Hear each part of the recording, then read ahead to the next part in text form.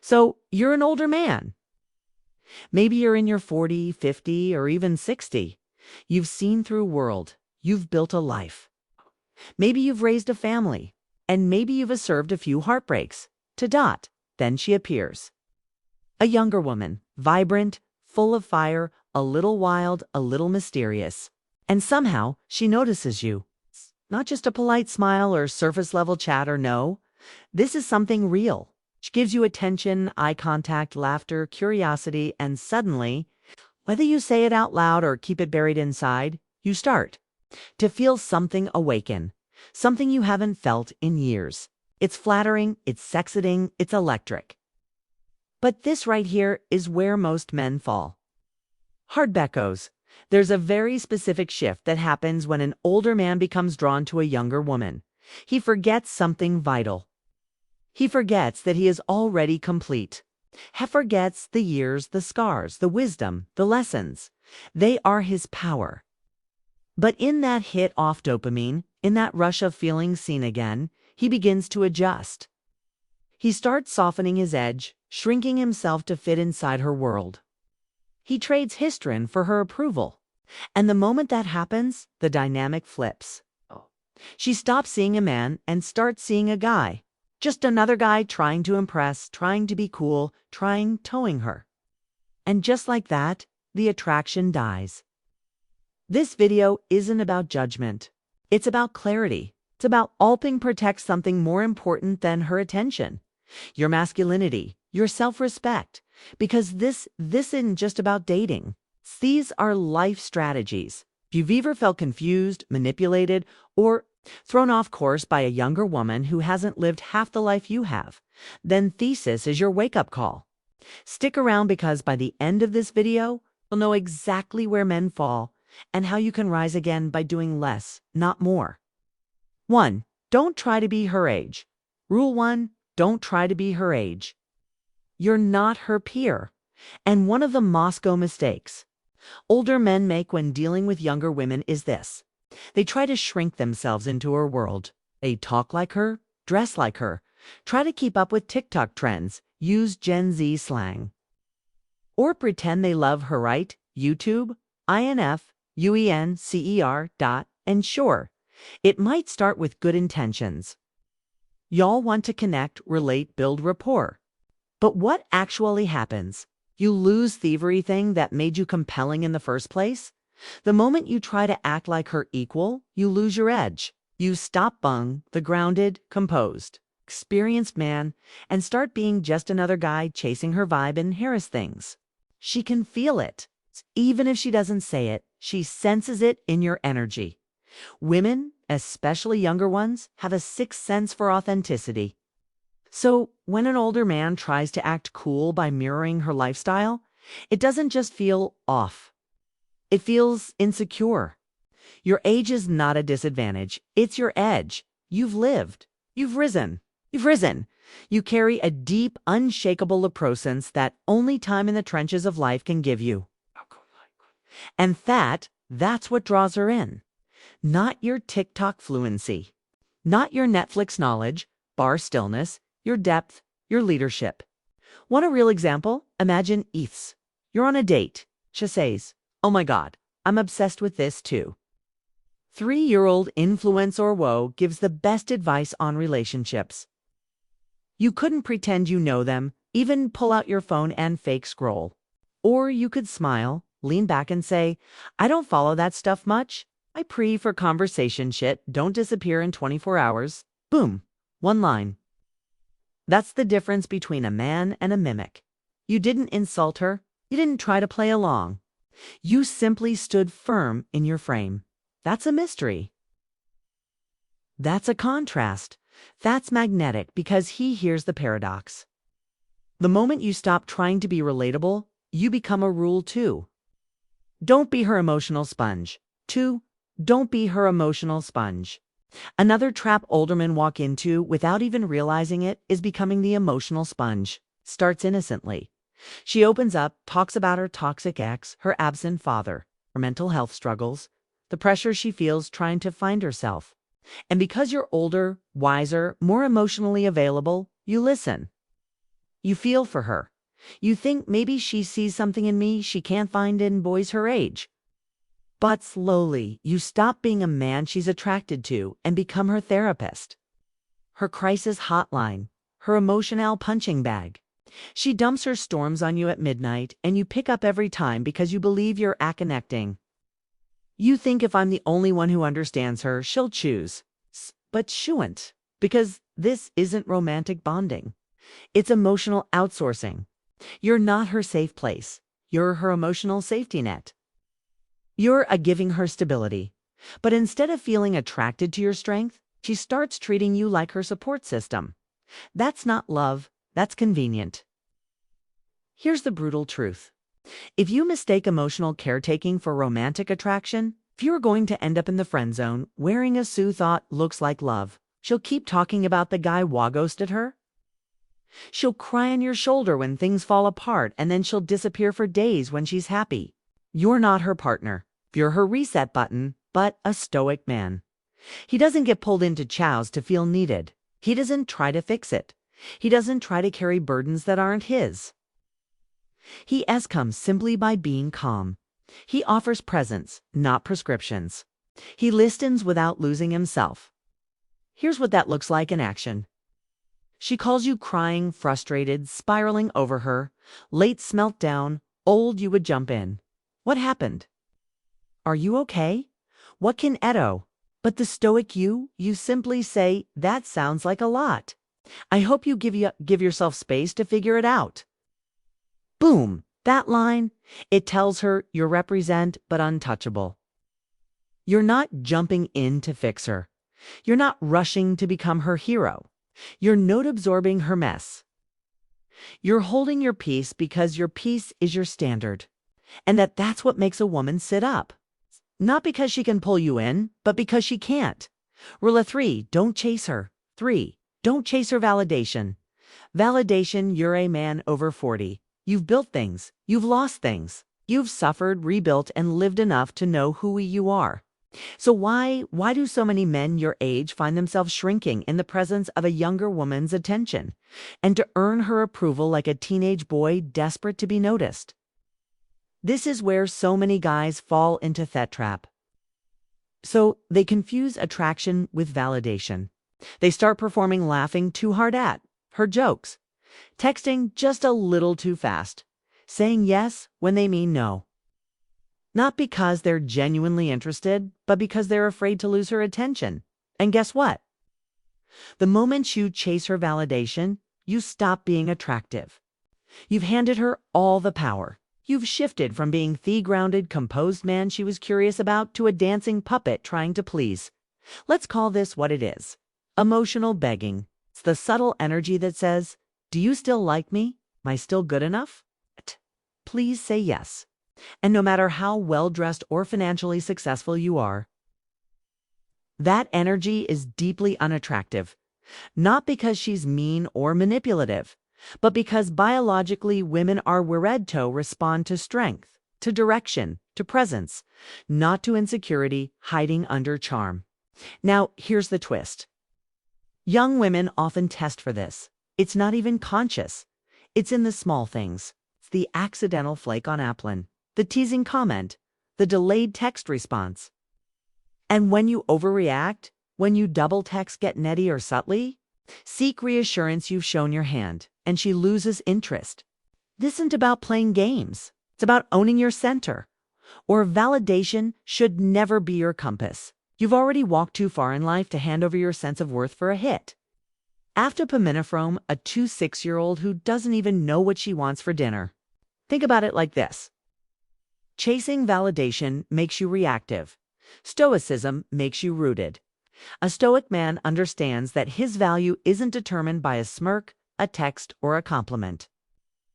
He doesn't need constant affirmation because his self-respect comes from within, not from shifting winds of someone else's mood. Let me tell you something. Most men realize too late. Women don't fall for the guy who tries to impress them.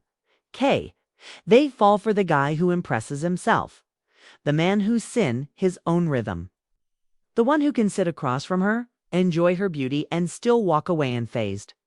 If the vibe isn't right, that man, magnetic, rare, unforgettable. So here's the practice. Next time you feel that itch, I hope she texts back. I wonder what she meant by that. Should I say something funny, towing her over? Pause, breathe, remind yourself. I do not need her to reflect me worth back to me. The more you can detach from her validation, the more power your claim. The more you ground yourself in your own standards, the more naturalish feel drawn toward you. Not because you're chasing, but because you've become still. Stillness is masculine. It invites. It doesn't pursue approval. It allows attraction to flow, not be forced. And when a younger woman feels that when she sees a man who refuses to dance for her approval, she starts chasing your validation, not out of manipulation, but because you've baked the mountain in the room, and everything mine is drawn to the mountain. That's the shift. Now, if any of this hit home, if you've ever caught yourself reaching just a bit too hard for a woman's response, trying to be liked, let it be a moment of clarity, not shame. The power's still in your hands, and trust me, once you stop chasing validation, you'll stop attracting women who will demand it. Choose self-respect. Drop that in the comments if you're done handing your power away. And if you're ready to learn how a man over 40 can actually increase his sexual value with you. Brother, that is the fastest way to lose your self-respect and hers. Here's the thing. It's a lot of older men walk right into this trap with open arms. Why? Because she's young, she's beautiful, and the attention feels good. You think maybe if I just stay patient, play it cool, be there for her. Eventually, she'll come around. Spoiler alert, she won't. Because here's what you need. It's to understand. A woman never falls for her backup plan. It falls for the man. Shaken figure out. It's the one who doesn't wait in the wings hoping for a chance. It's the one woe doesn't let her use. A heme as an emotional placeholder while she shops for someone more exciting. When you lower yourself to be her plan B, you're telling her without ever saying it that you don't value yourself enough to walk away. And women pick up on that. The man with self-respect doesn't compete for attention, commands it by walking away when it's not freely given. Now, some guys hear this and say, but we've got chemistry. Sure, maybe you don't. But chemistry without clarity is just chaos. If she can't decide whether she wants you, that is her decision. Let's put it in Stoic terms. You don't control her feelings. You only control your standards. You get to decide whether you'll be the guy she calls at 11 p.m. after her date with someone else. Flops, or whether you'll be the guy who don't answer. And don't kid yourself into thinking that being the nice guy will earn you love later. That's not how attraction works. Attraction is built on tension, not availability. On me, S. Emotional labor, on respect, not convenience, respect hint. Grow. In a dynamic where she knows you'll always be there, no matter how she treats you. So if you feel like you're in that gray zone, ask yourself, does she only reach out when she needs something? Has she made it clear what she wants, or are you constantly trying to decode her? Do you feel energized after you talk to her, or just drained? If you answered yes to any of that, you're not building a relationship.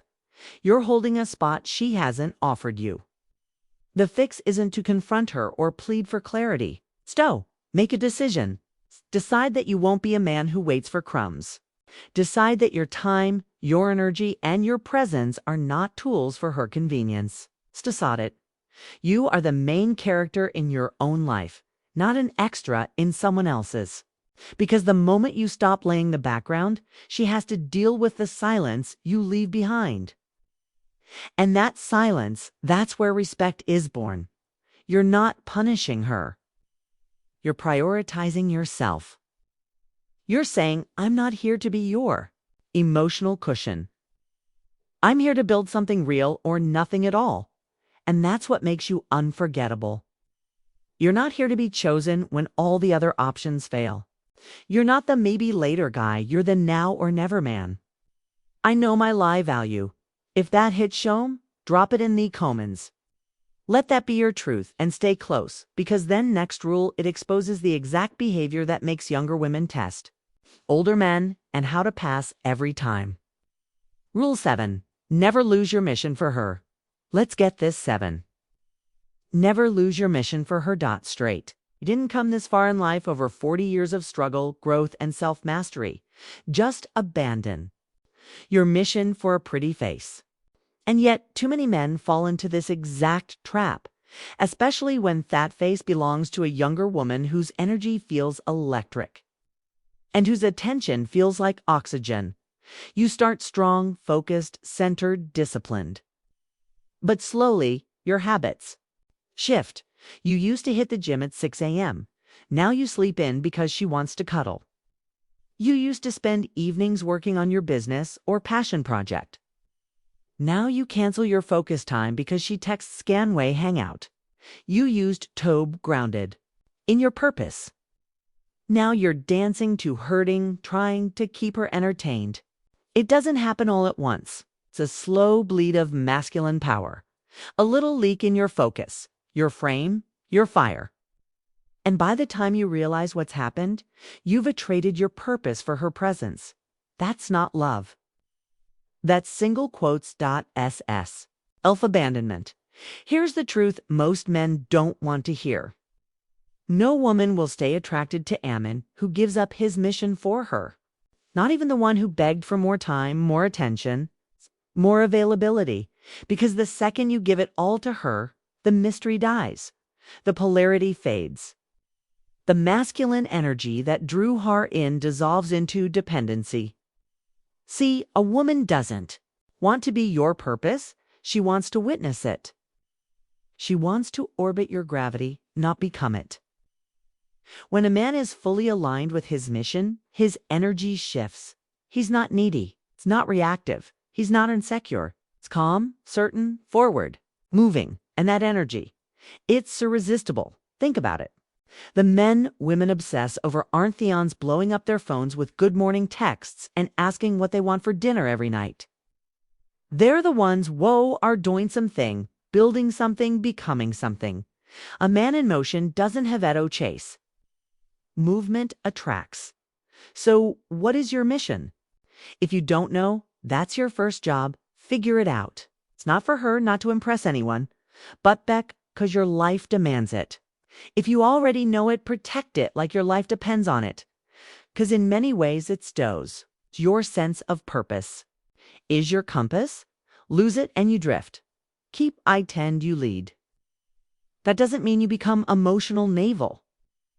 It means you never make her more important than your growth. She's texting while you're in your creative zone. Respond later.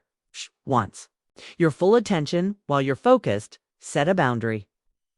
If she tests Sue by pulling away to get a reaction, stay in frame. She'll notice, and if she's worth keeping, she'll respect it.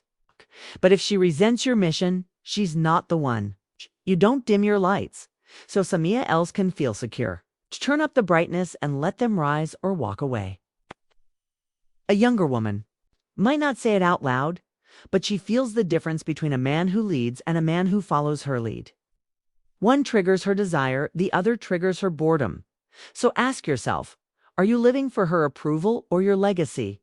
Because when you stay on mission, 3 things happen. 1. You stay magnetic. Women are drawn to men who are becoming, not just being. 2. You earn respect. Your boundaries make her lean in, not pull away. 3. You grow with or without her. You move forward. This isn't about playing games. It's about protecting your masculine core. Because the moment you bend your path to chase her, you look the very thing that made her look your way in the first place. I lead my life. If that's your code, to type 110 the comments. Let the world know. And hold tight because the next rule, it's about the exact signal older men send without knowing that instantly kills the traction. Rule 8. Be the rock, not the puppet. 8. Be the rock, not the puppet. Let's be honest. In relationships, especially with younger women, it's easy to get caught in emotional turbulence. One minute she's warm and playful, the next distant or annoyed. You start wondering, did I say something wrong? Should I fix this? Should I chase? And right there, You lose your grounding. You become reactive. Yogo from man-top puppet. But here's the key difference. The puppet dances to her moods. The rock stays centered. You want her to feel safe around? You desire drawn in over and over again. Don't mirror her chaos. Ground her with your calm. It's not just about emotional strength. It's about emotional leadership. When her energy is all over the place, she's unconscious, lightesting something. Can you hold your frame? Can you be still when she's spinning? Because if you can't, she'll lose trust, not logically, but viscerally. Her attraction fades, not boach. You aren't kind or generous, but because you're no longer solid, you become moldable, shaped by her storms. Stoicism isn't about pretending emotions don't exist. It's about choosing which owns you let drive your decisions, and women respect a man. It doesn't flinch every time they throw a spark. You see, many younger women are still exploring their emotions, trying to understand identity. That exploration-a-thon comes with uncertainty, hot and cold behavior, testing boundaries, pushing limits. If you react to every wave, you'll drown in her ocean. But if you anchor yourself, you give her something powerful, stability. That's what the rock is. It's not about being cold or distant. It's about being unshakable. When she gets upset, you didn't. Explode. You listen. Assess. Speak clearly. When she flirts with drama, you didn't feed it. You let the silence speak. When she pulls away to get a reaction, you stay centered, unmoved, grounded in self-respect. And here's the paradox. The more you remain grounded, the more emotionally safe she feels to relax and trust. Not because you fixed her emotions, but because you didn't get pulled into them. On the flip side, when a man becomes the puppet doing what he thinks will keep her happy at any given moment, he loses his edge. He apologizes too fast. He compromises too often. He breaks his values just to avoid conflict.